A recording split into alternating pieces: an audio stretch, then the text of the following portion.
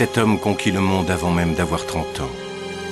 Si jamais être humain sur la terre a ressemblé à un dieu, ce fut Alexandre le Grand. 2300 ans plus tard, la cité qu'il dessina sur le sable d'Égypte existe toujours. Elle s'appelle Alexandrie.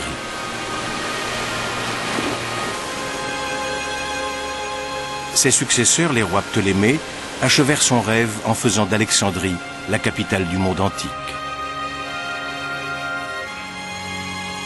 On a longtemps pensé que rien ne subsistait de la glorieuse cité, jusqu'à ce jour d'octobre 1995, où la statue colossale d'un de ses premiers rois jaillit soudain du port.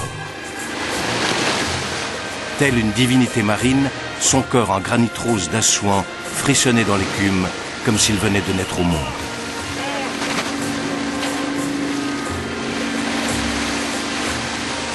L'archéologue Jean-Yves Empereur est à l'origine de cette résurrection.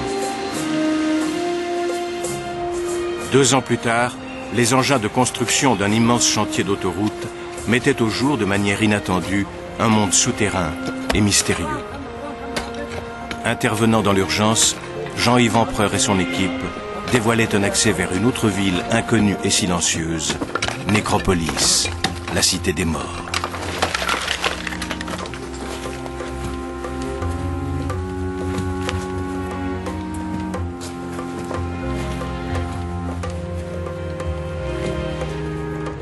Aujourd'hui, la métropole égyptienne surpeuplée accélère sa métamorphose. Il faut faire vite avant que ne disparaissent à jamais les dernières traces de la cité d'Alexandre et de Cléopâtre. Les équipes de Jean-Yves Empereur interviennent partout où elles le peuvent pour tenter de sauver ce qui peut l'être encore.